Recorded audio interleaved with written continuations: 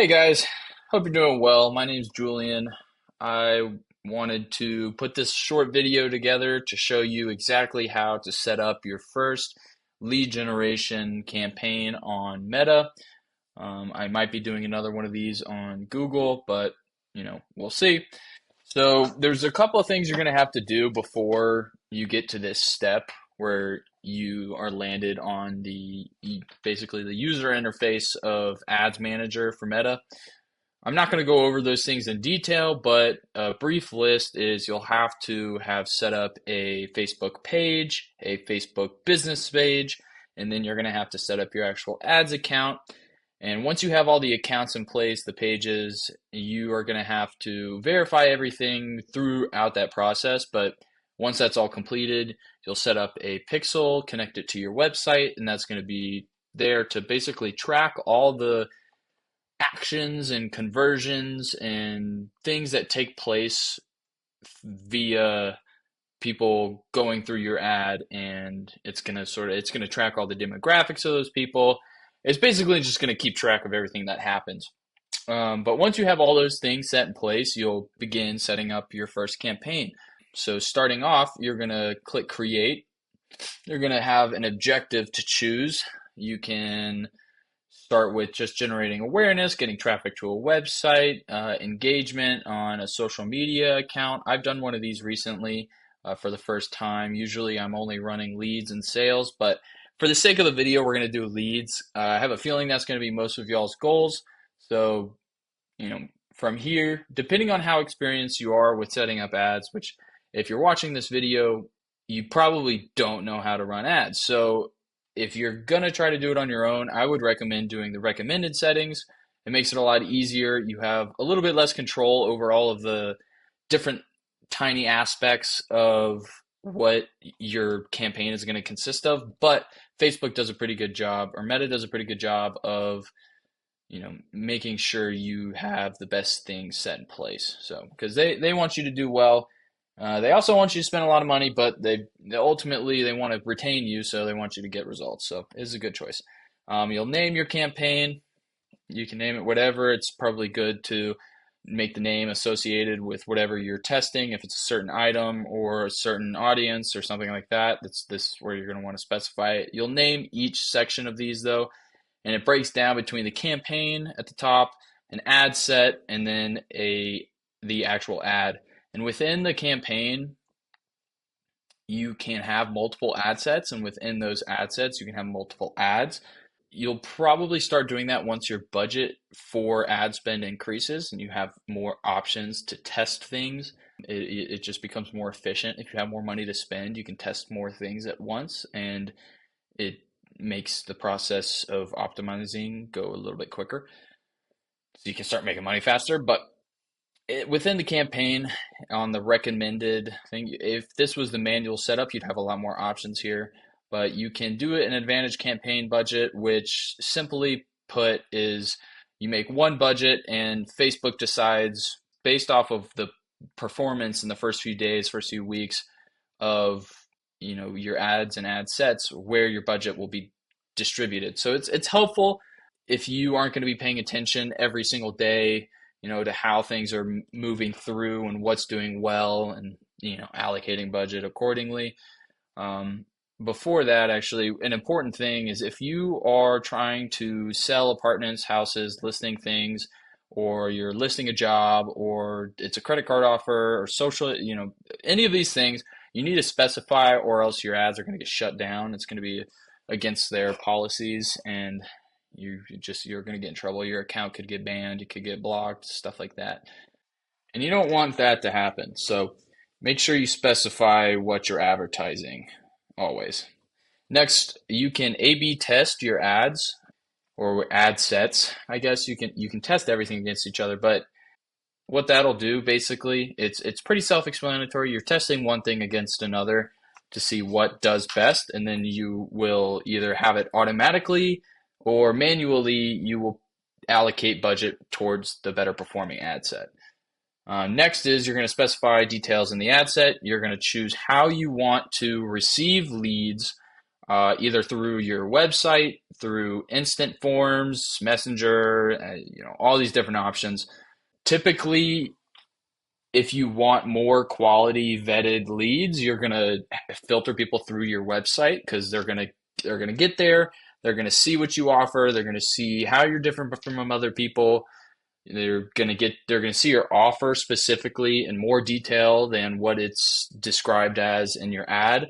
As compared to instant forms where the process is a lot shorter and it's a lot easier, you're going to get a lot more leads in the long run, but they're not going to be as quality, and majority of them they might not even convert. So that's kind of the whole point, is to find, quality leads, and you're most likely to get those through your website if you set your website up correctly.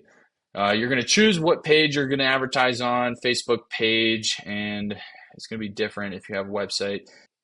You can choose the performance goal. You either maximize conversions, landing page views, link clicks, impressions, and obviously, if you're running an advertisement to get leads, you're going to want the most amount of leads possible. So you're going to select conversions.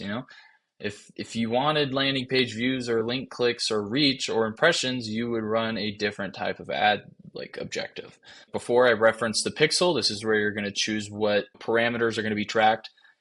And then the conversion event, again, we're doing this for leads. So we're going to choose leads as what we want, what conversion event we want tracked. You can set a cost per result goal, but this is more applicable if you have done this in the past or you've done other marketing efforts where you know how much on average it costs for you to get a new lead. So if you know that, you can enter it here. You can enter a little bit lower to try to see if you can get that, and Facebook's going to do their best to shoot for that goal. It might miss it by a hair, might miss it by a little bit more, but if you don't know your average cost per result or cost per lead, then you can just leave this blank. And then after running ads for a little while, you'll have an idea of what it costs for you, have an idea of what the good leads cost, the bad leads cost, and you can sort of come back on your next ad, next campaign, and associate it there. Here, choose the budget. This is completely dependent on you and what you have, what kind of capital you have to extend towards this. But I would always recommend, if you're starting out, you can go towards the lower end of like $500 a month, and then work your way up from there. You can do even lower and get results, but for the amount of time it takes and the amount of effort it's going to take to learn these things, if you're doing it on your own, and I usually, all the time actually, if I'm working with somebody, I suggest they spend $1,000 a month on the ad spend. That excludes a service fee. But the amount that you spend is going to determine how many results you get. So if you play around with it right here, we will, just for the heck of it. So $50 a day, that's a good little bit. You're going to reach more people, and most likely you're going to get more conversions. You can choose the daily budget or lifetime budget, and you can select the dates in which you want it to start, whether you want it to start today. Today's obviously July 12th, or if you want to, have it start in the future, you want to keep working on it, or there's a certain day you want this ad to run, you're setting it up early, you do it there. Then you can set an end date, and depending on if you are going to be watching your ads every day, you're going to be paying attention to them. I have like this hunch, this conspiracy that Facebook favors people who don't select end dates. If you do a lifetime budget, you have to select an end date, but if you do daily budget, you don't. And I have a feeling that this is the case because they obviously want more people to spend money on advertisements. So people without an end date, there's a chance that you forget about your ads and you just let them keep running and you spend a ton of money. It's happened to people in the past. It's pretty common, actually. Maybe you want it to be an ongoing thing. So you start it and you don't close it. You just let it keep going, especially if you know it's going to do really well. Like you've tested, different ads before and you have a winning one and you just let it keep running because it's generating you a consistent stream of leads or consistent stream of sales. It's constantly making you money. You don't want to turn it off. till the performance starts to decline. So, that's a hunch. But if you're not watching it every day, I would put an end date because you are probably going to forget about it and you're going to spend a ton of money on accident, and that's never fun because they will not give you that money back. So you can also choose certain times where you increase your budget. Again, if you know when people interact with your content the most, like these are things that you would select and you would enter if you have run ads in the past and you know when people interact with your content. It's something that you're going to do as you have more experience with your advertising. You know what happens and when it happens. So you can just leave that blank for now. Just let them run all the time. See when people react and interact with them, and then go from there. Enter it later. Here we have audience controls. You can select locations. You can select minimum age, and then you can enter more demographic, detailed targeting type stuff. Select genders. If you are selling a makeup brand and you know it's predominantly purchased by females, you can, make it target females. You'll probably get more purchases and it'll do better for you.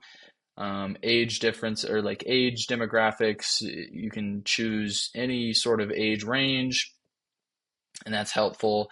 Maybe you're selling life insurance and it's more catered towards elderly people, or maybe you're selling a baby product and you need to target parents. You target 25 to 30, or maybe widen that a little bit more. It's super helpful when you know who your target audience is. This is a great way to save money. And then you can also you can tell who I'm marketing towards. But you can select interests, job titles. You can even go into behaviors. So and you don't just have to scroll through these. You can enter them, like you can do engaged shoppers, which is if you're in e-commerce or something of that sort, then this is a great thing because it's people who are like likely to buy because they have in the recent past. Down here in placements, you can choose what platforms your ads are shown on. Again, if you don't run ads consistently, this is probably something that you just leave up to the algorithm to figure out, and then later on take the results and apply those findings in your future ads. So that's it for the ad set, and then we're going to move down to the actual ad. This is where you're going to enter your content, your copy, and everything in between. So you're going to choose the media you want to do, an image, a video, you can do a carousel, and then you're going to have primary text, headline text, description, and your call to action. You'll have another call to action in your description. This is just the button text that you're going to see at the bottom of the ad.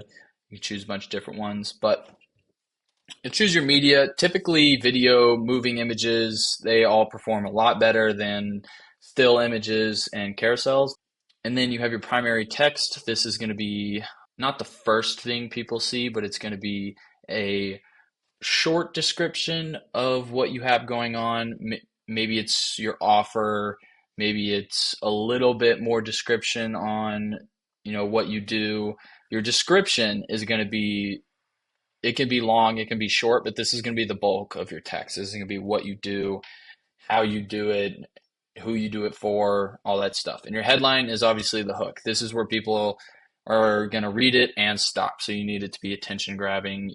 It needs to be applicable. A good rule of thumb is that your headline tells people what your advertisement is about, what your service or your product is, and it also would convince them to click on the ad. So it's not something super random or something super short that doesn't describe anything, because they need to read this and know that it is for them and that it's something that they want.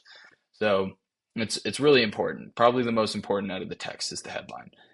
And then you'll select the website that you are going to send them to. Remember, up in the ad set, we chose that we wanted to collect leads through our website.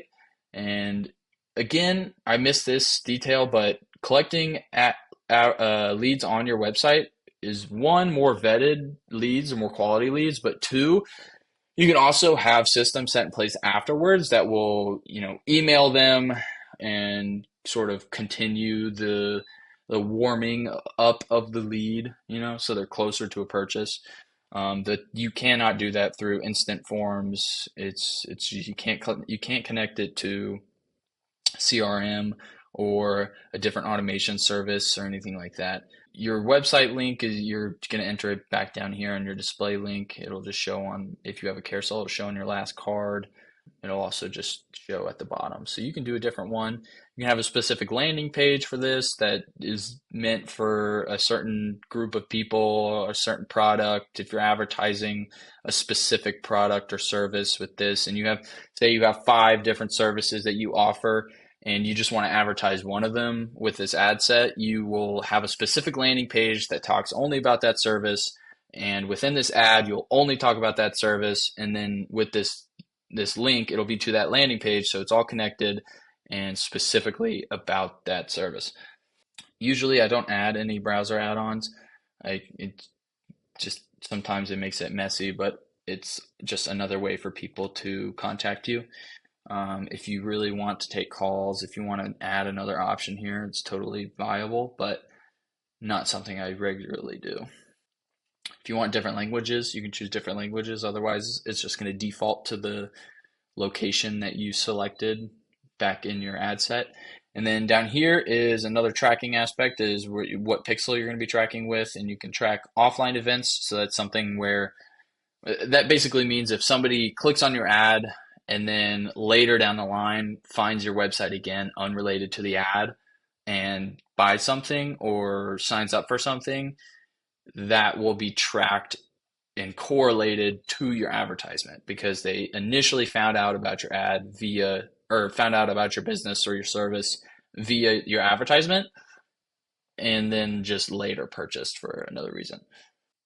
And then the URL parameters is just another way to track more specifically what actions are taken. If it's coming from a specific ad or specific ad set, your URL parameter is going to tell you exactly where everything came from, and it's just a more direct way to track things. Not always, it's definitely not necessary, but if you want to find out exactly what ads, are resulting in each person and specific type of or specific quality of your leads. Okay, so a good example of this is if you are like we are searching for leads, you set up URL parameter to where they submit their information on your website, you get a notification, or you can go find out this specific person was a really good quality lead. They ended up converting really fast. Which ad did they click on and where did they come from specifically, so that you can sort of go inspect that ad or that ad set and know that these are all the details that vetted this person or found the best quality lead. And if you have a bulky enough set of data, you can infer different aspects of that ad that you should replicate. So that's kind of all that does. And then you will publish them after reviewing them. Obviously, you want to make sure everything in here is up to par, up to your standards. You don't want to accidentally, you could have an extra 0 in here in your daily budget, and that'll totally screw you over. And so you just want to go through, you make sure everything's in place. Yeah, so it's very important to double check everything.